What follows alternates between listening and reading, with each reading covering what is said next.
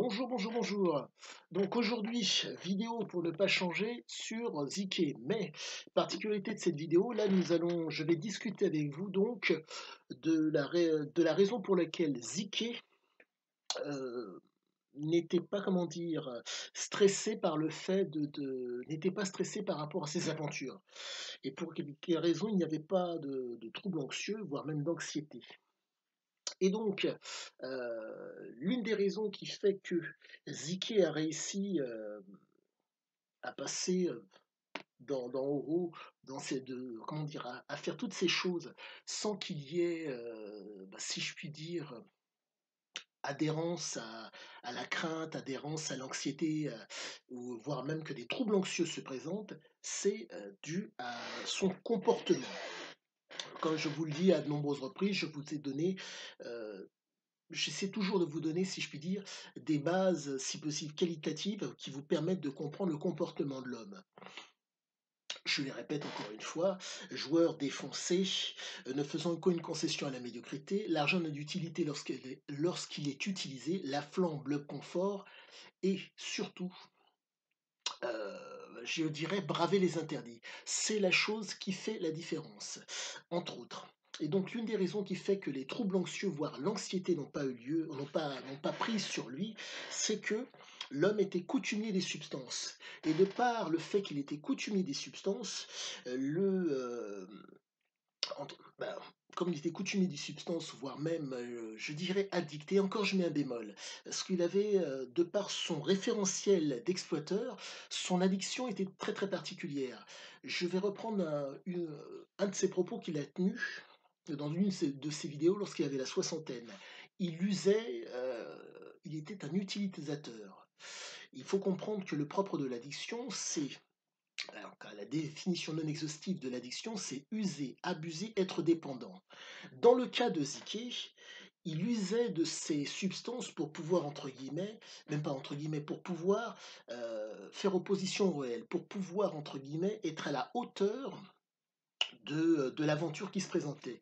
Dans le cadre de Euro, vous avez eu ce qu'on appelle comment dire, il lui fallait un référentiel adapté à chacune des étapes. Compte tenu du fait que c'était un homme qui euh, avait des convictions, quand je parle conviction, il s'appuyait sur le réel pour avoir des habitudes et des convictions. Et son référentiel d'exploiteur fait que, à un moment donné, euh, d'initiation à l'apprentissage, il devenait donc un spécialiste, de par le fait qu'il naviguait constamment entre le réel, les habitudes et donc ses fameuses convictions. Mais pour pouvoir faire en sorte de s'inscrire dans la durée, si je puis dire, et ne pas être, comment dire, de par les erreurs, de par les échecs, ne pas être anxieux et ne pas vouloir, comment dire, et de s'arrêter en cours de route, il lui fallait ces substances qui ont fait la différence. Donc, lorsque vous avez donc de l'anxiété, euh, lorsqu'il y a de l'anxiété, vous avez vous avez donc, ah non, pardon, excusez-moi. Lorsqu'il y a un trouble, tel que lorsque vous êtes addict, vous êtes hyperstimulé. Lorsqu'il y a de l'anxiété, vous êtes hypostimulé. C'est ce qu'on pourrait appeler communément la dépression. Dépression, hyperstimulation. Et quand vous êtes entre les deux, vous avez un état, entre guillemets, si je puis dire, vous êtes stimulé. La force de Ziké, c'était que cette prise régulière de produits en tout genre, en tout cas entre cannabis, dans le cadre de haut en tout cas, cannabis, cocaïne, champignons hallucinogènes, hongo. Ces produits, si vous voulez, permettaient de lutter contre l'anxiété. Et aussi, il y avait de l'alcool de temps en temps. Permettaient de lutter contre l'anxiété. Comprenez que quand vous faites face à quelque chose et qu'il y a, si je puis dire, une anxiété et qu'il y a une inconnue parce que vous ne savez pas de quoi sera fait l'avenir, le trouble anxieux ou l'anxiété sont susceptibles d'advenir. Lorsque des substances, lorsque ces substances sont prises, l'anxiété peut être amoindrie. Je vous explique. L'anxiété est un comportement tout à fait normal, est une réaction tout à fait normale par rapport à une situation qui n'est pas connue et par rapport à une inconnue. Et donc, ces anxiolytiques qu'il appréciait, et je pense l'un d'eux parmi tant d'autres qui a fait la différence, ça a été le cannabis. Alors, sachez heu, au niveau de votre cerveau, vous avez ce qu'on appelle le circuit de la récompense.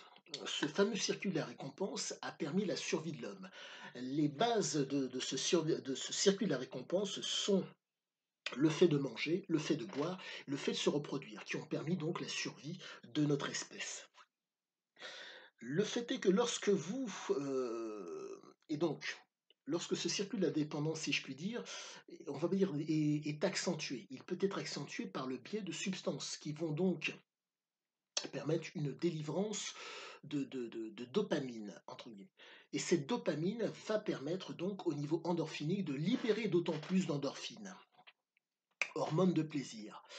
Ça, c'est quand il y a alcool, quand il y a entre guillemets des produits autres que la boisson et la nourriture. Dans le cadre donc de cette anxiété ou de ces troubles anxieux qui sont susceptibles d'advenir et qui sont absolument normaux, que se passe-t-il? Le fait donc d'utiliser, vous avez un trouble anxieux, vous êtes anxieux. Pour pouvoir casser cette anxiété, vous prenez un produit qui va faire que vous allez vous retrouver, vous allez stimuler, pas hyper stimulé, mais juste stimulé. Et dans le cas de Ziké, lui, c'était l'hyperstimulation quasiment tout le temps. En tout cas, c'était la stimulation, il oscillait entre la stimulation et l'hyperstimulation quasiment tout le temps. Et donc, cette espèce de stimulation et d'hyperstimulation entre lesquelles il naviguait faisait que le trouble anxieux n'était pas là. Et ceci explique cela. C'est pourquoi il a réussi, si je puis dire, à aller jusqu'au bout de la démarche. Si l'anxiété vous prend, vous ne pouvez pas, vous allez entre guillemets, la baisse de motivation, la baisse d'envie, la baisse de plaisir va se présenter. Eh bien, c'est justement ce qui si je puis dire, se présentait pour Ziké. De par le fait que, au niveau de votre corps, vous avez donc ce qu'on appelle des endocannabinoïdes naturels que vous sécrétez, qui sont dans le corps. Quand vous prenez des substances telles que le cannabis va accentuer la libération endorphinique. Mais il faut savoir que la prise le cannabis reste d'autant plus longtemps au niveau des tissus graisseux au niveau de l'organisme. Et c'est ce qui a fait la différence pour Ziké dans ses aventures. Cette prise répétée, comme vous avez pu lire pour ceux qui ont lu Euro, de substances faisait que il était constamment, si je puis dire, bien. Il était constamment stimulé. Et sachez que certains prétendent, en tout cas, je vais quand même développer. Vous avez donc ce qu'on appelle le noyau accumbens et l'hippocampe.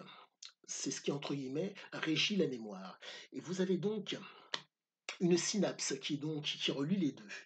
Et le fait de constamment la stimuler, donc constamment stimuler, fait que l'état dépressif n'intervient pas. Et cette fumette qu'il pratiquait de façon régulière faisait qu'il était constamment stimulé, sachant que cet homme appréciait les interdits. Quand vous êtes dans l'interdit, vous êtes dans la survie. Et donc, il faut une performance. Si vous vous contentez, si je puis dire, de vos capacités naturelles, ça peut fonctionner, mais il faut constamment être dans une stimulation chronique, régulière. Et c'est ce qui fait la différence. C'est réellement ce qui fait la différence. Mais il faut intégrer une chose par rapport à Ziki. C'est que, compte tenu du fait qu'il était coutumier du fait, la problématique est la suivante par rapport à ce qu'il était.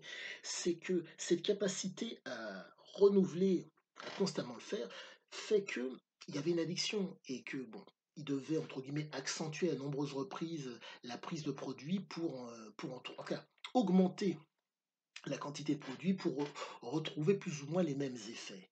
Mais au-delà de ça, l'état dépressif n'était pas là. Il était constamment bon, hyperstimulé, voire stimulé. Il oscillait constamment entre la stimulation et l'hyperstimulation. Ce qui fait que l'état dépressif n'était pas là. Ce qui fait qu'il avait cette capacité à constamment voir plus loin. Qui fait que l'argent n'a d'utilité que lorsqu'il est utilisé. Donc, la dépression ou le manque ou la pénurie d'argent ne l'atteignait pas. Quand il ne réussissait pas, il réussissait pas. Quand il réussissait, il réussissait. Et c'est parce que l'état dépressif n'intervenait pas, ou le trouble anxieux n'intervenait pas, et c'est l'une des raisons qui a fait que. Donc, pour le fameux circuit à récompense dont je vous ai parlé à nombreuses reprises, là je suis en train de vérifier nombre de choses, mais je vais essayer de vous donner ce que j'en ai, en tout cas ce que j'ai pu en comprendre et ce qui m'a l'air d'être le plus pertinent. Au niveau donc de notre cerveau, le cortex, le noyau accumbens, l'aire tegmentale ventrale et le septum. Donc, dans votre cerveau, donc, vous réfléchissez à quelque chose, ce qui fait que, au niveau de l'aire tegmentale ventrale, vous allez avoir donc une synapse qui va donc relier, qui va aller au niveau du noyau accumbens. Donc, ce messager, ce neurotransmetteur que nous appellerons donc dopamine, va donc de l'aire tegmentale ventrale au noyau accumbens. Et de là, si le stimuli, entre guillemets, est, si je puis dire, positif, il va y avoir libération d'endorphine. S'il est considéré comme négatif, il ne va pas y avoir libération d'endorphine, le contrôle inhibiteur. La problématique pour les gens qui sont addicts, il n'y a que la mémoire et la récompense qui agissent. Dans le cas de Ziké, il a renforcé quasiment, il a renforcé le lien entre le noyau accumbens et l'hippocampe. Il les a, la synapse qui les relie. Ce qui fait qu'il était constamment,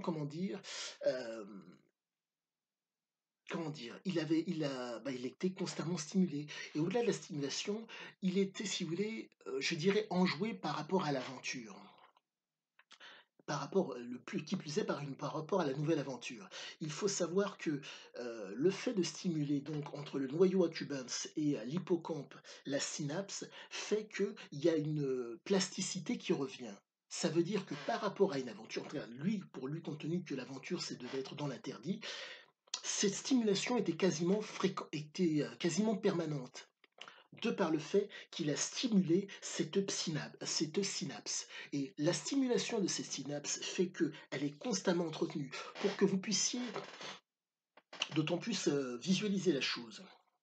Si vous nettoyez votre intérieur, il va être constamment propre. Et si vous voulez, vous allez pouvoir repartir, en tout cas, vaquer à vos occupations sans le moindre problème. Par contre, pour peu que le stress ou que le trouble anxieux prenne le dessus, le problème, c'est que pour cheminer dans votre espace, dans votre chambre, entre guillemets, il va vous falloir du temps.